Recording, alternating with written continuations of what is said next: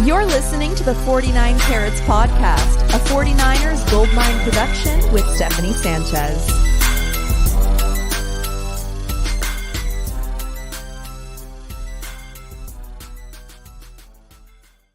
What's going on, everyone? Welcome to another edition of the 49 Carats Podcast. I'm your host, Steph. It is Thursday, September 14th.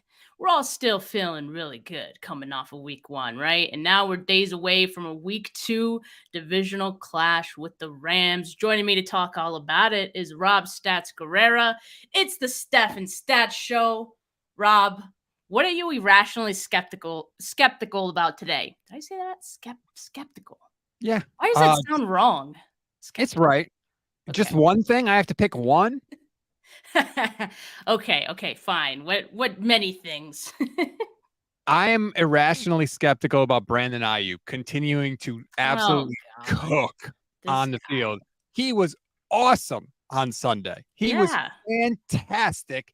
It's a long way to go. I like to see him continue that pace because if he can, then the sky's the limit for this team. I feel like we can talk about that. Like I got a bone to pick with you on that one. So Good. we'll shelf that one to later in the show. Cause I just can't with you right now. But we're gonna start our Thursdays off with a little throwback. You know, it's Throwback Thursday. And this was a segment I used to do a while back when the pod first started. So I'm bringing it back. It's called This Week in 49ers History. And so I wanted to share this tweet because I actually got this little nugget from Random 49ers on Twitter or X. And I get a lot of my historical nuggets from them. But this is the one I want to share. So on September 13th, 1980, 49ers quarterback Steve DeBerg was unable to project his voice due to laryngitis in a game against the Cardinals. So the team had to build a loudspeaker contraption that they then attached to his pads that he wore under his jersey. It was kind of like a backpack deal. And there was like a microphone attached to it that he had in his helmet. It looks goofy as hell. And so I was curious what this would look like in a game. So I did try to find like a video of it.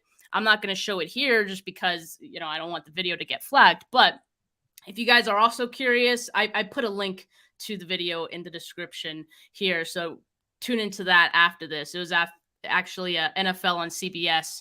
They posted a video and they interviewed Randy Cross about it. And it looks as goofy in like video clips, like game clips, as you would imagine. Like he looked like the Hunchback of Notre Dame out there. But I don't know. Maybe he didn't get a sack or something like that, because if I got sacked with this thing on my back, like, okay, if I got sacked in general at all, I think I would just die right then and there. But, you know, for him, he was probably really uncomfortable, I would imagine. Like weird stuff happened back in the day in sport. Like this would never happen today. He strapped a speaker that was 3 times more powerful than a car stereo to his back and played in a football game. Like what? How is this real? This is wild. You're right. Some weird things happened back in the day. Steve DeBerg, oldest player ever on a Super Bowl roster, 45 years old. Wow. That's crazy. Yeah, you probably remember this, Rob. This is around your time, right? Oh, Steph's got jokes today. I see we're starting early. Okay.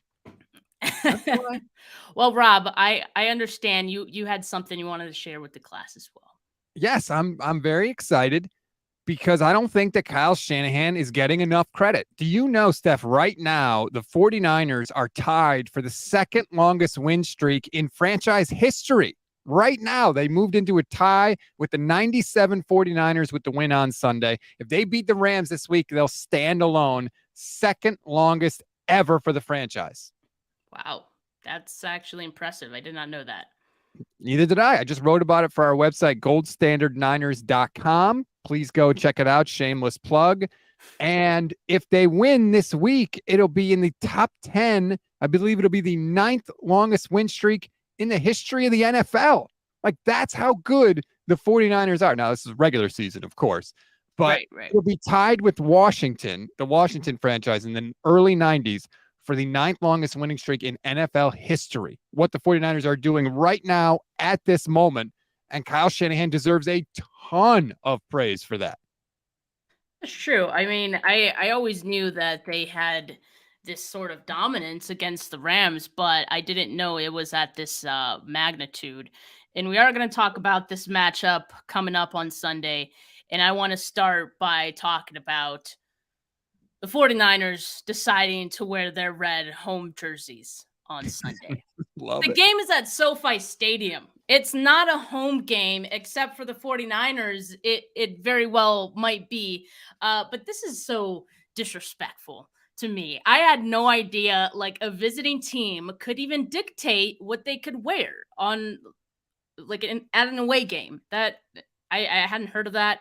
Like, did they have to ask the league office for permission? Like, what are the Rams going to wear? Do they now wear their away jerseys? How does this work? I have so many questions. Well, yeah, that's my question, because I don't know if the home team, I would assume the home team gets to choose, but it also may be a situation where, like, as long as they're not similar, you can wear whatever you want. Like, if the Rams wear their home jerseys, the blue, that's not going to confuse the officials or the TV audience if the Niners wear red. So maybe, I don't know how that works. I don't know who gets to pick or what, but I like when they the color matchups. They're good. They're cool. So amen to the 49ers. And I like the trolling. So fantastic. Yeah, exactly. That's going to be a lot of like color on the screen if the Rams do indeed wear their home jerseys as well. So yeah, it isn't so much clashing, but it might hurt the eyes a little after a while. But I do love it. I think it's incredible. And Nick Wagner, ESPN's 49ers beat writer, just tweeted this out. Annual SoFi Stadium projection from Vivid Seats for Sunday's game has a current forecast of 64% Niner fans and 36% Rams fans. 64%. I mean, it's not surprising. It's just like, I guess at this point, like you laughed right away as soon as you heard that. It's just funny at this point. Like, it's just a joke.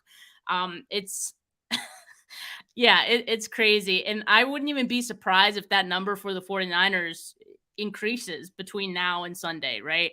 Because what happens is you get a lot of fans who, for one, maybe get FOMO. I was having FOMO about not going to this game because I know a lot of 49er fans were going to make it out. But also seeing these stats and seeing that so many 49er fans are going to be there, seeing that the 49ers are going to be wearing their home red jerseys, like, it makes me want to go even more. I'm not going to, but I think like it'll just increase the interest for 49er fans to make it out to the game. And I don't know, maybe that's what the 49ers were hoping for. I think obviously they were expecting 49er fans to be there, but I think they want to up the ante even more. This has become a thing now. It started with just SoFi with Niner fans taking over the stadium, but now it's just become a thing where, like, we bring the army with us. There was a "Let's Go Niners" chant in Pittsburgh last weekend, which the players have talked about. They recognize it. They see it. They feed off of it. I love it. This is awesome. This is such a badass statement by this fan base, and it's friggin' great. And I think it does help the team. And SoFi is going to be, I mean, forget it. That's a home game for the 49ers. The Rams are bringing in the Robo fans, for God's sakes, because they're trying to fill in the seats. Yeah. Shout out Zachary. He says that he's a new subscriber. What's up, Steph Stats? Big fan. Shout out you, Zach. Technic Chic said, did the 49ers do that? I heard the Rams wanted to wear white, so the Niners couldn't wear their away jerseys. Gotcha. Why would the Rams do that, though? Like, they're not helping themselves out here. If that's what happened, I don't know why they would decide to do that. So I looked it up. The home team chooses what jersey they want to wear, and the road team responds. Gotcha. So the Rams wanted to wear white, but why would they care? Why would they not want the 49ers to wear their road whites? Is it because the last time they did, Christian McCaffrey had 3 touchdowns in the game? Is that what they're worried about? I don't know. They're trying to change things up and hope that'll help. Maybe they have such bad home field advantage that they want their uniforms to match, like maybe if they just think it's a road game, they'll play a little bit better against the 49ers. Who knows? This is weird though. I've never seen anything like that, but thanks for that little info, Technic Chic. But I love it. It is Levis South. Everybody knows it. And by the way, for our live viewers on YouTube, there was a poll in the live chat asking you guys what you thought about the 49ers wearing their home jerseys. So drop a vote. We'll check back on the results later. So Rob, like I was going to ask you, like, do you think the 49ers are jinxing themselves? But like, I don't think that's even a thing now, because if it wasn't their choice originally to do this, are the Rams trying to jinx the 49ers? Like, I think it's in their heads. I mean, it's 8 straight games in the regular season that the 49ers have beaten the Rams. Yes, I know they won the NFC Championship game, and credit to them, that's fine. But I think it's in their heads that Kyle Shanahan owns the Rams. Remember Sean McVay in the end zone celebrating when the Rams were up in Week 18 a couple of years ago? Like, it means a lot, and I think they're trying to do whatever they can to try and get a win. And I don't think it's going to help, because the 49ers are really good at football and the Rams are not. I don't care that they won in Week 1. That's kind of crazy, though, because it seems like they're already going into this like they're thinking about it too much. Like, and that is probably a good sign for the 49ers.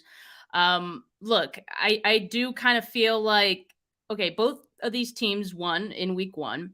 I think it's possible that maybe both teams feel possibly too good after their respective Week 1 wins. They both beat their opponent by almost the same amount. The Rams did it without Cooper Kupp. So they should have some reason to feel good about themselves after Week 1. But for that same reason, like, I think the 49ers looked focused in Week 1, and I think they'll be focused in this game too. I don't think any of this is going to be a distraction to them. And the fact that, again, it's going to be a majority 49ers crowd on the road, it hits a little different, like it means something. You don't want to let these people down that traveled all this way to see you. You want to play harder for them. And I almost see it as like a little 12th man, at this point, but it's like a 12th man on the road, which is crazy, because I don't know if there's any other team in the NFL who has this type of advantage. Nick Bosa yesterday, speaking to reporters, said that he thinks the 49ers have the best traveling fans in all of the NFL, right? So I think that's definitely true.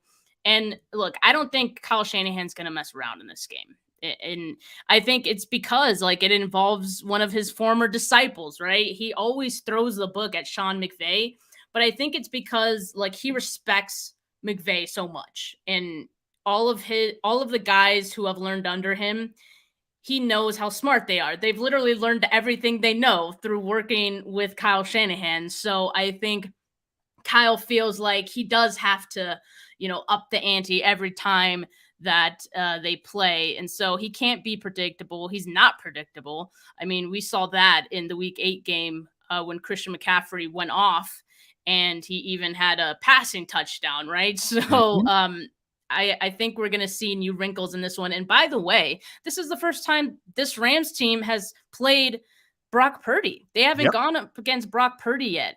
And I think, like, anytime a team plays Brock for the first time, there maybe is a bit of a shock, or just like, you don't realize how good he is until you have to play against him, kind of thing. Like, yeah, you might see it on tape, but I think a lot of teams, a lot of players, Patrick Peterson, for example, think like, oh, I can get an interception on this guy. He's nothing special. And then, he does what he does. Well, not only that, too, I think they underestimate him athletically. And perfect example is the scramble he had at the end of the Steelers game. 2 Steelers players practically crash into each other, and Brock splits them. That only happens because you don't properly estimate how fast somebody is running. Like, they just didn't realize he was as quick as he is. He's very quick as a runner. I think that Shanahan, like you said, he respects Sean McVay, but he also wants him to know, like, I'm the daddy, you're the little boy. Yes, you're smart, but everything you learned from me, and I'm going to show it to you. And I just think that they're going to put it on him. I really do. I think it's going to be a whooping. Yeah, I think so too. So yeah, McCaffrey in that Week 8 game, we know that crazy stat line. It was 94 rushing yards, 1 rushing touchdown, 55 receiving yards, 1 receiving touchdown, and the 34-yard touchdown pass. And Debo did not play in that game, by the way. But if you remember what Debo did in week 4, he had 115 yards and 105 of them came after the catch. It was his highest yak output of the 2022 season against the Rams. So this Rams team, once again, has not played against Brock Purdy, and they haven't had to face Debo and Christian McCaffrey on the same team yet. So I think that's going to be a big factor in this game because again, it's very much pick your poison. We see opposing defenses struggle against like having to choose who to focus on. I've said it many times. I'll say it again. Tomlin and Terrell Austin spoke endlessly about how important it was to stop Christian McCaffrey in that game on Sunday. But it did not matter. You know why? Because Christian McCaffrey is that good. And also the rest of the team is also very good. And I think another thing that we see in this game that we didn't see last week actually is the yak, because last week was probably their lowest yak that they've ever had. I think that's something Nick Wagner said as well. It was like the lowest yak they've had in the game since, Kyle Shanahan joined the team in 2017, which is crazy. They're finding different ways to win. I think against the Rams, though, they're going to go to what works against the Rams. And I don't see the Rams defense being good enough to stop the 49ers and their yak and being able to stop these guys in space. So I think we're going to see plenty of that on Sunday. I think the plan for the Niners is going to be, to exploit the yak, but the Niners have led the NFL in yards after reception every year since Kyle Shanahan has been the head coach. Defenses, I think, are starting to adjust to that, but also Brock doesn't take the singles. He looks for the doubles. So I think there's a lot of times where like guys are open shorter, but Brock is looking beyond them. He's looking deeper down the field. And you mentioned that stat from Nick Wagner, just 2.74 yards after catch per completion. That was second lowest in the NFL and the second lowest yak by the Niners in the Shanahan era. I think Brock is bringing a different aspect to this offense that they haven't shown teams before, and that is we will go down the field. I think he was like 10 of 12 or 10 of 13, 10 plus yards down the field. So he's attacking in a different way, which is great for the 49ers because if you do the different thing than the team is expecting you to do, chances are you're going to be successful. Yeah. But okay, Rob, we've spent the last few days talking and thinking about all of the good things that have happened, this past week. And so not to take a turn to negative town. This isn't being negative. I'm the but mayor. there is some room for improvement with this team, right? Kyle Shanahan on Wednesday, when speaking to the media, said it wasn't the team's best performance, and he pretty much said, "Watch the tape, bozo, if you don't agree with me." No, he didn't actually say that, but he did cite the tape as the reason why he felt that way. So, in particular, he didn't like the way the team ended the first half. And you know that Kyle loves to double dip on points if he has that opportunity, in which he gets the ball in the second half. He likes to score coming out of the second half. So why don't we score as well before the end of the first half? So they had that opportunity to score at the end of the half. They couldn't sustain that drive. They gave the ball back to the Steelers, and the Steelers had their only scoring drive of that game. So I think Kyle was a little disappointed with that sequence. He probably felt, and I don't blame him, that the Steelers shouldn't have had any points in this game. But one of the other things that he talked about was switching the nickel corner mid-game. And for those of you unaware, it was Mooney Ward and Diamador Lenore on the outside on base downs. But when they went into their nickel package, Lenore then moved inside. He was a slot corner. And then Ambry Thomas then played on the outside. But when asked why they switched to Isaiah Oliver mid-game, Kyle said, "Things dictate the change. We thought they'd all play in the game, but stuff happened in the game that had us adjust. Stuff that's between me and our team. Just watch the film. You might be able to figure it out. Stuff I can't say. Sorry." End quote. Okay, Ambry Thomas. Gulp. Right. Well, like originally, I thought that Ambry Thomas was pulled from the game because he was in the concussion protocol. Like that's what Kyle said after the game. And maybe it was a little of both. Like maybe they weren't happy with how he played, and then this him going into the concussion protocol gave him the opportunity to switch him out. But yeah, I don't know. Not great for Ambry, but not great for the nickel position and this defense in general, because like this uncertainty and this back and forth at the nickel spot has been happening since camp. And it's starting to make me uneasy a bit, because I like it. We're heading into week 2, and I don't know if we have any idea who's really going to start at nickel on Sunday. It's like flavor of the week at this point. K'Wan Williams ain't walking through that door. It's been a sore spot for the Niners for a while. Last year, they got absolutely cooked on slot fades. That other teams would just put their number one receiver in the slot on the nickel corner, and it was just like guaranteed completion.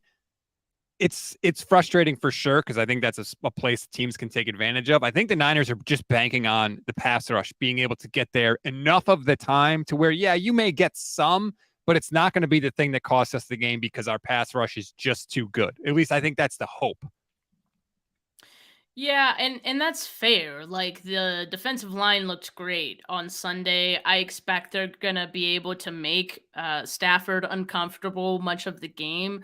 But it's still not something you want to go into a game with not knowing, or just like not feeling totally confident about either guy you put out there. It really doesn't feel like the 49ers are super confident in Thomas or Oliver right now. And it's really just like, oh man, he's not playing well. All right, put the other one in, see if he can get back and do a little bit better this time.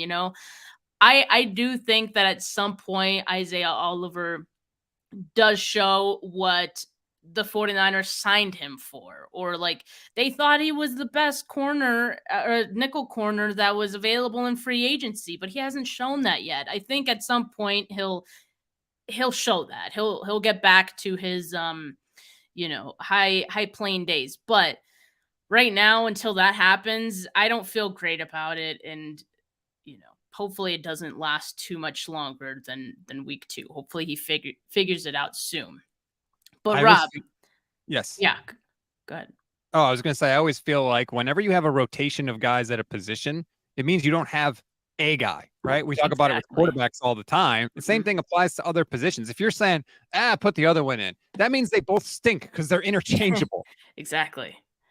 And that's a problem. And I knew that right. Like when the 49ers said during camp that, there's a lot of competition at the nickel spot. What that really translated to was Isaiah Oliver sucks right now. Like we can't trust him out there. So we gotta pivot. You're right. They signed him to be like their big signing in one of their big signings in the offseason. And then Shanahan, like 2 weeks into camp, was like, he's not a guaranteed starter. He's like, wait, what? Yeah, and so that's concerning too, because like they're putting a lot of trust, or they put a lot of trust and investment into Isaiah Oliver, and it's not panning out so far. Hopefully it does. Nick Ellert said, pretty sure I just heard Steph say pick 6 for Oliver this weekend. I freaking hope so. I mean, I don't know. Maybe I hope I'm jinxing Oliver in like the right direction, right? So hopefully we see something good out of Oliver this week. But Rob, on a scale of 1 to 10, how worried are you about the right side of the 49ers offensive line? I would say 7 to 8, because like this is not, we kind of all thought this was how it could go, right? I mean, and not just Colton McKivitz at right tackle, but also Spencer Burford at right guard. I think McKivitz allowed 5 pressures and Burford allowed 4. Like Burford, he's not really that good. And you can't have an entire side of your offensive line be suspect when it comes to pass protection. The Niners are very lucky that Brock Purdy, number 1, is as mobile as he is. And number 2 is as good going and as comfortable going to his left, away from those people and all the trouble that's happening there.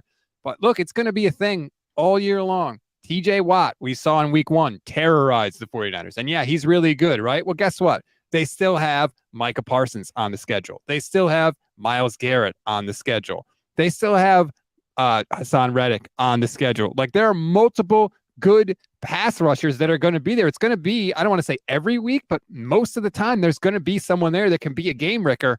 So the Niners have to get that shored up. It doesn't have to be great, but you can't be getting killed there all the time. Colton McKivitz said that it's easy fixes for him based on what he saw on the tape. I really hope that's true because he needs those easy fixes on Sunday. And so you said it earlier, K1 Williams isn't walking through that door. Well, Daniel Brunskill isn't walking through that door this week Oh, for the man. 49ers. And that's really who they leaned on every time they went up against Aaron Donald against the Rams last year. And he didn't have any sacks against the 49ers last year in both of those games. He produced just 5 pressures between both of those games. So pretty good job last year the 49ers did in defending against Aaron Donald and what he's able to do. So hopefully they can use some of that and some of what they learned in those games and, apply it to Sunday. But yeah, it is a bit concerning. Spencer Burford, he had the 3, penalties as well. Yeesh. Colton McKivitz, of course. Like I think I'm with you that I'm probably like 7-ish concerned. But I'm not at 10 yet, and the reason is because I think a lot of tackles would have struggled against TJ Watt. Everyone struggles against TJ Watt. He's so good. Yes. But I think this is another big test for both of those guys because it's like you said, it's not really going to get any easier for them. They have a lot of tough matchups to go. I do think that with time, the two of them are going to, gel and the continuity and the chemistry is just going to continue to grow.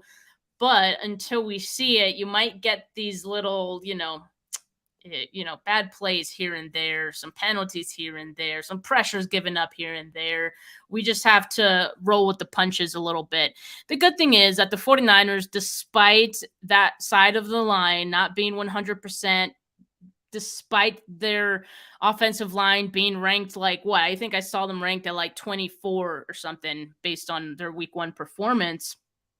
Despite that, they were still able to put up 30 points, and Brock Purdy still, for the most part, looked good. He was able to scramble and escape the pocket when he needed to. You don't want to see those fumbles like we saw in week 1, but I think overall the 49ers are good enough to maybe work around the right side of the offensive line. I mean, they literally ignored that side of the line when it came to running the football. I almost wonder if they'll try the opposite and try to run right at Aaron Donald this week. That could be because you're not going to be able to live like that the whole season. Like you're going to have to find a way to find some sort of balance when it comes to that area. You're so positive. Like, oh yeah, Spencer Burford, he'll get it worked out. Maybe he just sucks. Maybe this is as good as Spencer Burford can do. I don't know. I'm not saying it is. I'm just saying I'm not sure. And it could be a problem. It could be a worry. Tim Kawakami had a column in The Athletic that he just put up where he talks about the $40 million in cap space the 49ers have right now. And he all but says in the column, like they are willing and ready to make a trade this season to bring in somebody, whether it's McKivitz at right tackle, maybe it's a right guard. He even threw out Tristan Wirfs as a possibility. He mentioned the possibility of giving up first-round draft picks. So I think it's going to be kind of a quick hook in that situation. I think the Niners will look to act quickly if they feel like it's not going to get any better. Yeah, I find that crazy because it feels like the 49ers do have a lot of trust in Colton McKivitz. And, it is just week 1. I saw a lot of fans saying, I'm done with Colton McKivitz. Experiment over. Like, let's get someone in ASAP. I don't know if we're there yet. I don't think the 49ers are there yet. So they're going to see how he does. They're going to see if he improves. But I think you're right. Like if he doesn't show improvements and the 49ers are in this spot where, they know they can go far, but that's really the only thing that's in the way for them. Yeah, they won't hesitate to make that move because they have the money. That's the reason I think they freed up all this money. If they don't use it and everything works perfectly well this year with the guys that they have and they don't need it, roll it into next season, use it on Brandon Ayuk. I mean, it's a win-win. They could use this money however they want, and it's a lot of power for them right now. It's a nice ace up their sleeve. So I do feel good that they at least have a plan B. But here's the thing. At one time, the 49ers themselves said Colton McKivitz isn't even good enough to be on this roster. He was cut. Who said that? He was cut by the 49ers. He was released by the 49ers. Now he's Yeah, the but starting right tackle. Has he improved that much between getting cut and now being the unquestioned starter at right tackle? we've gotten like mixed things from how this team feels about Colton McKivitz, because at the same time, the team, and this was like widely reported, they were interested, or they they were willing to trade uh McGlinchey last year, which Mhm. would have made Colton McKivitz the starter, which means they were comfortable with that, um, if they can get a good offer on McGlinchey. So I don't know. And then the next following season, they make him the starting right tackle. I think they believe in him. Sure, like at some point they down the line or in the past they cut him, but Sure, they cut him. They you won't. cut I him. mean, but like you can only keep 53 guys. We talk about so much how there's guys who, when they first get on this roster, like or before roster cuts, they look good and you want to keep them around. You have to make that tough decision of cutting them, and then you bring them back on the practice squad. Like it happens all the time. And those guys who make it to the practice squad eventually become starters for this team. It's sometimes, not all the time, but I think if they traded McGlinchey, they would have used whatever return they got to help them replace McGlinchey. I don't think it would have been but Colton if they didn't like Colton McKivitz, if they didn't believe in Colton McKivitz, they would have used a draft pick on a tackle this That's year. fair. That's fair. And they didn't do that. They didn't do that. And I mean, to me, it's one of those things that like I don't know.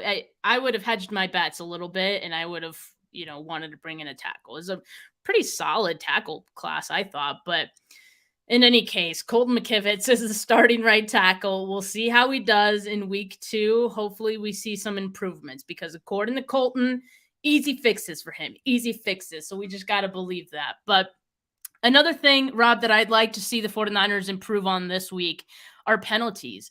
They actually had 11 penalties on Sunday, and while it didn't impact the game at all, I think that's something Kyle's going to want to clean up for this team going into week 2 and beyond.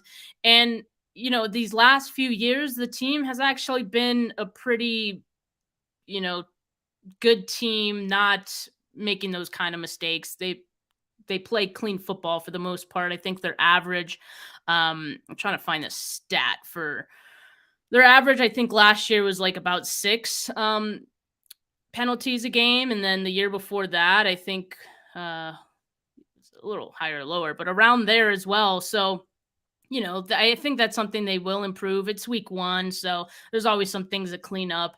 But yeah, hopefully as soon as week 2, because I don't think this is a trap game, but when you make mistakes, you're always susceptible to giving the team on the other side an opportunity to take advantage, right? It was weird. Like, on the one hand, I want to be like, look, the 49ers, they had all those penalties, like you mentioned. They had the 2 fumbles, like you mentioned. They had multiple sacks, and you're like, it didn't matter. They blew the Steelers out 30-7. But at the same time, like, you're not going to be impervious to those things all year long. I think week 1 was a weird game in that way, that there were a number of things that didn't go the Niners' way, but it seemingly didn't matter. But I think the best thing that happened to San Francisco was that the Rams whooped up on the Seahawks, because instead of sauntering into this game like, oh, it's Levi's South, it's our house, we always beat the Rams. The Rams, they're tanking. They got whooped by the Seahawks in week 1. It's like, no. The Rams just put the whipping on a team that we think is going to be our biggest competition in the division. So now I don't think you have a letdown. I don't think that, that's there. I think everybody's ears are kind of perked up. And you heard Kyle, you mentioned the comment where he basically threw out the laundry list of things that the 49ers did wrong. I think that was Kyle trying to avoid the letdown. There's 2 ways to motivate a mule, so they say. You got the carrot and you got the stick. And when you think you're going to get the carrot, go to the stick. And when you think you're going to get the stick, that's when you go sweet and you go to the carrot. Kyle's going to the stick this week, and he's laying it out there. Hey, we got to get better at this, that, and the other thing, because he wants to go and whoop McVay. For the audio listeners, what was that little thing you just did? There you go. The whooping. The stick is coming out for That's week right. 2. Okay, I do want to ask you this because yes, the Rams played against the Seahawks, and I think a lot of people thought they were going to take another step this year. Certainly, I thought their defense was going to be improved. It very well still could be. Again, it's just week one. 49ers lost week one last year as well. It's not an indication of how a team is going to play all season. But I just want to ask you, who do you think is the better team? The Seahawks or the Steelers right now? I would say it's close. I would say the Seahawks, I guess. Although the Seahawks defense stinks. It stinks, and they're worse against the run this year because they lost their best run defenders. So Geno's better than Pickett. I think that's pretty. I think Pickett stinks. And Matt Canada stinks as an offensive coordinator too. So I guess I'd give the edge to the Seahawks, but it's pretty close. Yeah, probably the Rams offense is better, but their defense is so much worse. So I think that's why we saw the Rams have so much success on Sunday. So, and that's why I feel like, the Rams could potentially be going into this game with some false hope. They won week one and they did it in, impressive fashion. They did it without Cooper Kupp. They look and feel great. But now they have to play the 49ers. And I think the reality check is coming. And the fact that, really their roster is not very good outside of, maybe Stafford and Aaron Donald. I do like Puka Nacua. Tutu Atwell also played well. They looked good. But, I think the discrepancies in the roster, in particular, when you look at the 49ers offense and you look at the Rams defense as a whole, I think that's where we're really going to see the discrepancy between both of these two rosters. And so I think, 49ers, Kyle Shanahan should be able to handily beat the Rams in this one. I want to ask you, Rob, of the players who looked great in week one, who would you bet can keep it up in week two? I think the safest bet is Christian McCaffrey. I just think he can do too many things to not have an effect on the game. Like, you may stop him as a runner, but then he's going to catch 7 or 8 passes as a receiver and make plays that way. Or you may prevent him from catching passes and he's going to gash you up the middle on some of these runs. I just think that he's too versatile to totally contain, and Shanahan knows too many ways to get him open to put him in a position to succeed.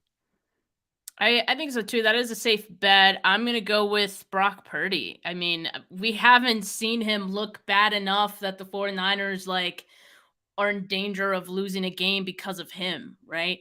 So I think Brock Purdy is going to be able to evade any pressure that the Rams may or may not, bring to the right side of the 49ers offensive line. And I think he's going to be able to get the ball to his guys in space and in stride. And I think it's going to lead to a lot of chunk plays for this team. So I would bank on that one. I do want to ask you at this point, though, what's your beef with Brandon Ayuk? All right, you said that he had a great week one game, and now you're you're skeptical that he can keep this up. Why is that? What is your reason? I don't have any beef with Brandon Ayuk, but I just pointed out to people he had a career high in yards last week. Like, he's literally never had a game like that in his career. And, people like John Chapman are sitting there, I don't want to hear any Ayuk skepticism. Niner for life.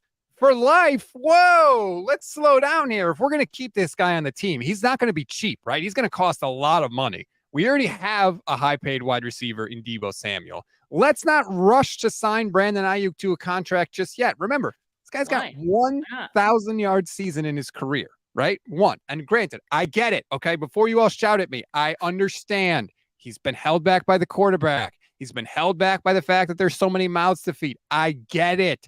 But you don't pay a guy for hypothetical production. You pay him for what he actually does produce for you in your system on your team. So if Brandon Ayuk just goes on to have another year like he did last year, I don't pay him, because I think that level of production you can replace.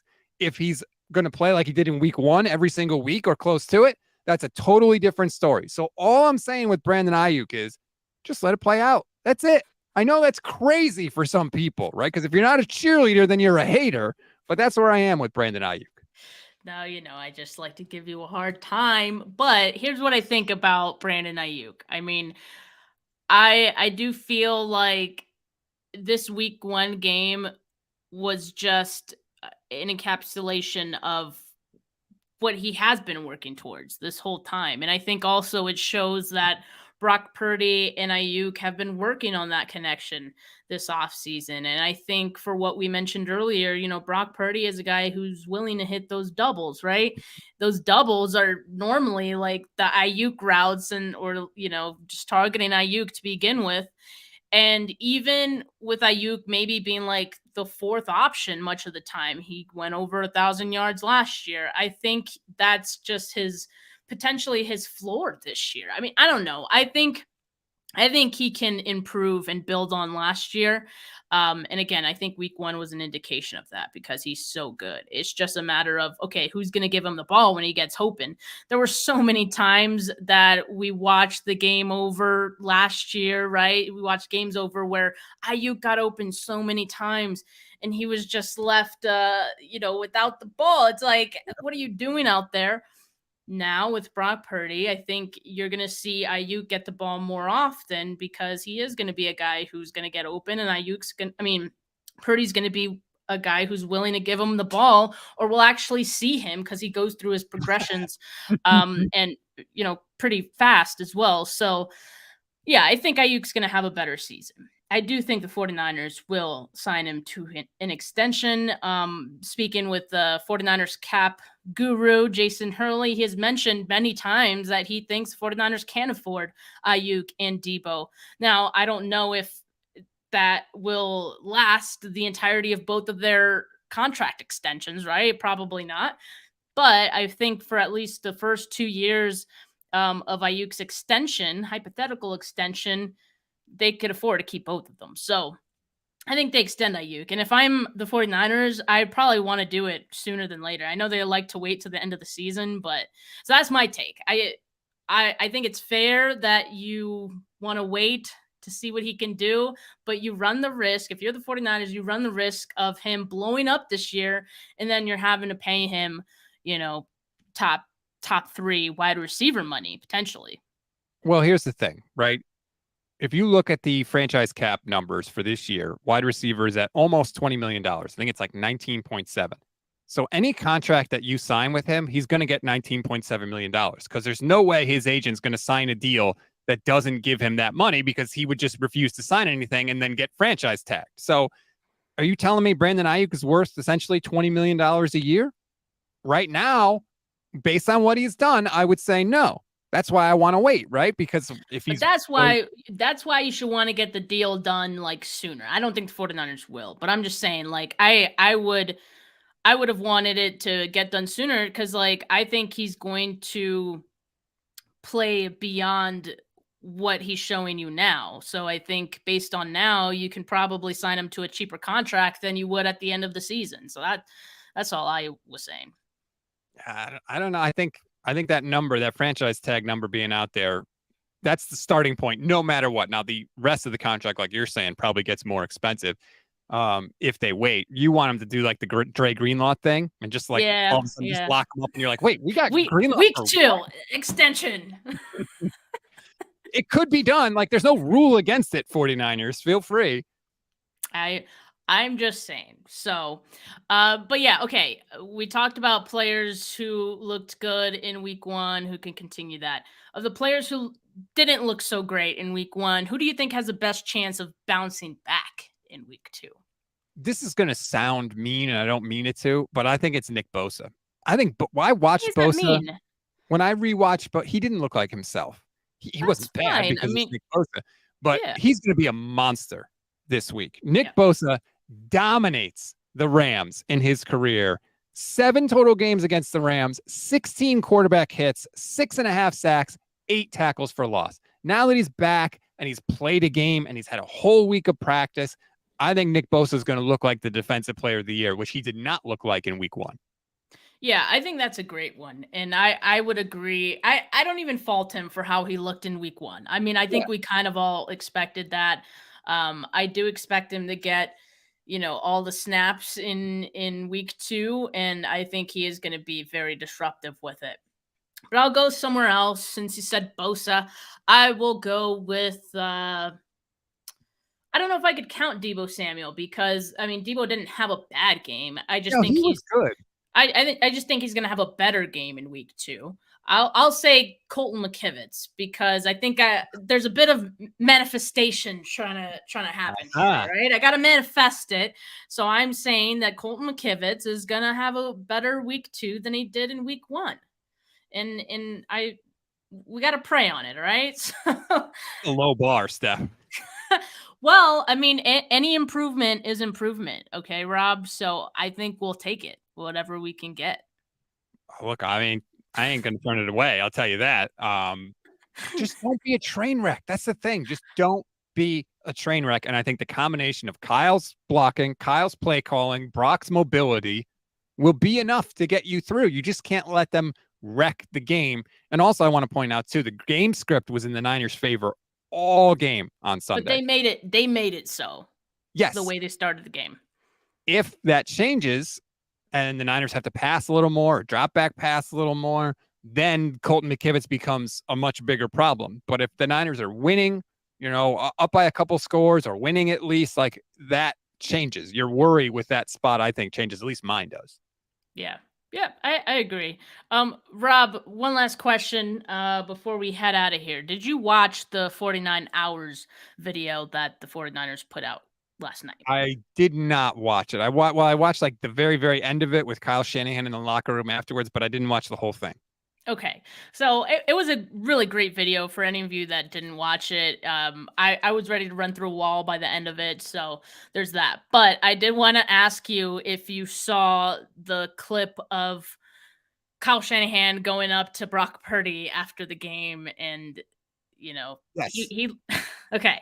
And for those of you who didn't, sorry, audio listeners, you guys won't see what I'm showing you, but check out the video. It's towards the end of the video, so you might know what I'm talking about.